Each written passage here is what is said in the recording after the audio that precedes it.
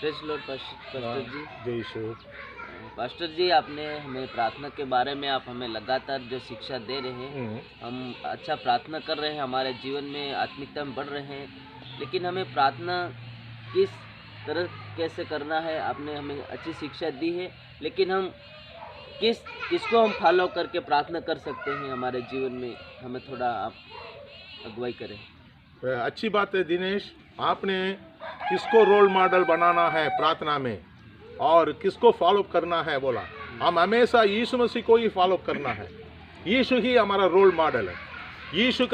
यीशु ने जो प्रार्थना करने के लिए सिखाया वही हमारा मॉडल है। यीशु हमारा रोल मॉडल है। यीशु का प्रार्थना ही हमारा रोल मॉडल है। यीशु ने जो प्रार्थना सिखाया, जो प्रभु का प्रार्थना बोलते हैं, ये हमारा पिता तू जो स्वर्ग में है, उसमें मेरा शब्द नहीं है, स्वार्थ नहीं है। उसमें हमेशा अमेरा बोलकर हमारा बोल के ही लिखा है। तो हमारा बोलना है, मेरा बोलकर स्वार्थ का प्रार्थना कभी अच्छा नहीं है ना। हमारा बोलना है। हमारा बोलने से परमेश्वर वो उसको सिखा रहा है हम सबके लिए प्रार्थना करना, स्वार्थ का प्रार्थना नहीं करना। यह है प्रभु की प्रार्थना में वो हमको सिखाया। उसने बोला एक अलग कमरा में बंद करके, उसका अंदर से बंद करके उस अलग कमरा में आप प्रार्थना करो बोला। तो हम हमेशा एक प्रार्थना करने के लिए एक अलग जगह को हम नियुक्त करना चाहिए, और समय को नियुक्त करना चाहिए और उस जगह का नियुक्त करना चाहिए। एक वचन हम पढ़ेंगे, इब्रानियों 5:7।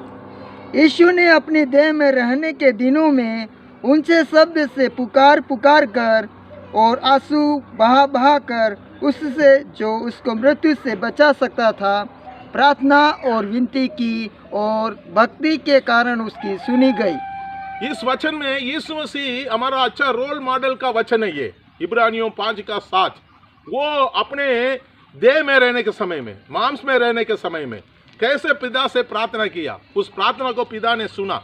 हमेशा प्रार्थना करने के समय में हमारे पास 3 चीज का जरूरत है। एक परमेश्वर का वचन, दूसरा एक गीत किताब, तीसरा एक प्रार्थना का डायरी। प्रार्थना का डायरी और गीत किताब और वचन। पहले आप क्या करना है, आपको 1.5 घंटा प्रार्थना करना है, प्रभु के चरणों में बैठना है। आधा घंटा परमेश्वर की वचन को आप पढ़ो।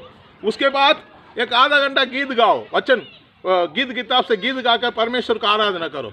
फिर इस डायरी में जो प्रार्थना का जो पॉइंट लिखकर उस पॉइंट के लिए दुआ करो।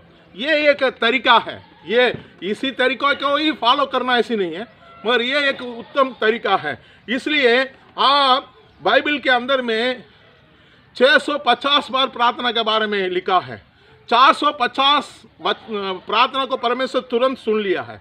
25 बार यीशु मसीह ने प्रार्थना किया, तुरंत 25 बार प्रार्थना को सुनी गई। यीशु मसीह जो प्रार्थना किया उसको तुरंत सुन गई।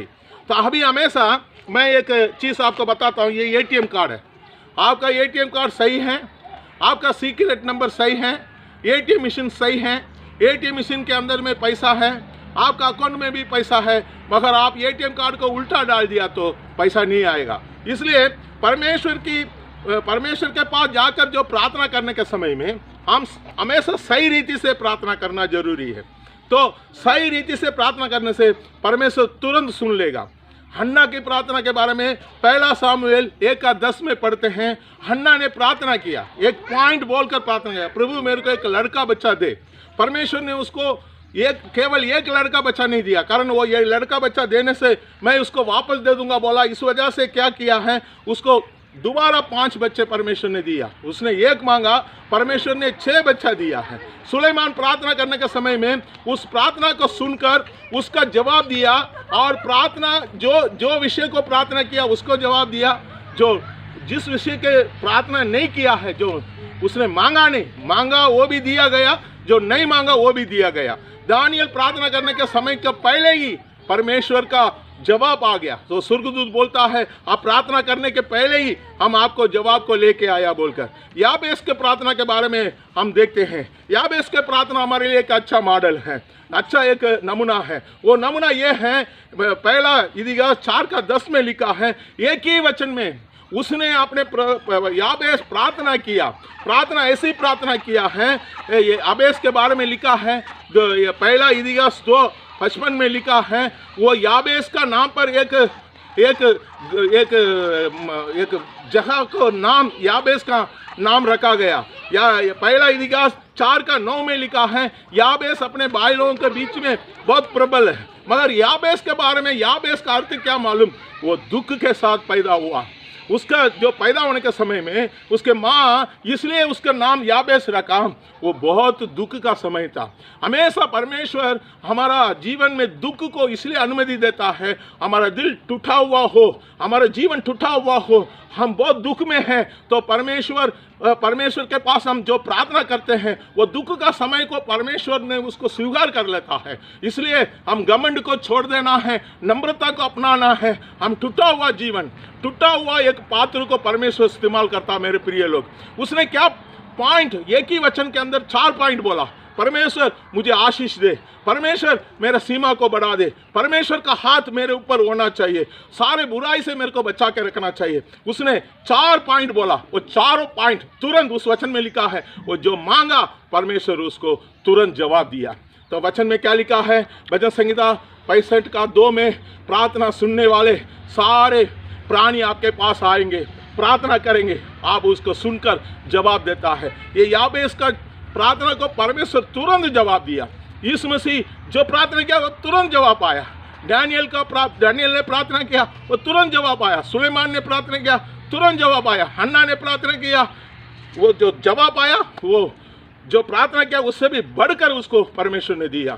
इसलिए मेरे को एक वचन याद आता है, इब्रानी में 3:20 में यह याद आता है, परमेश्वर ऐसे सामर्थ्य है, हमारा बिंदी, हमारा सोच से भी बढ़कर हमको देने वाला सामर्थ्यशाली परमेश्वर। वो परमेश्वर आपका प्रार्थना भी सुनेगा, मेरा प्रार्थना भी सुनेगा, ये सुनने वाला का प्रार्थना भी सुनेगा। God bless you. ठीक है पास्टर जी, आपने हमें प्रार्थना के बारे में अच्छी शिक्षा दी और हम यीशु मसीह को फॉलो करना है। यीशु मसीह के साथ हम चल करके हम आत्मिक जीवन बढ़ेंगे, हमारे लिए अच्छा होगा। यीशु ने प्रार्थनाएं की है तो हम भी यीशु को फॉलो करते हुए हमारे ज़िंदगी में हम आगे बढ़ेंगे तो हम आत्मिकता में बढ़ सकते हैं। ये आपने हमें शिक्षा अच्छी दी, हमारे लिए लाभदायक होगा।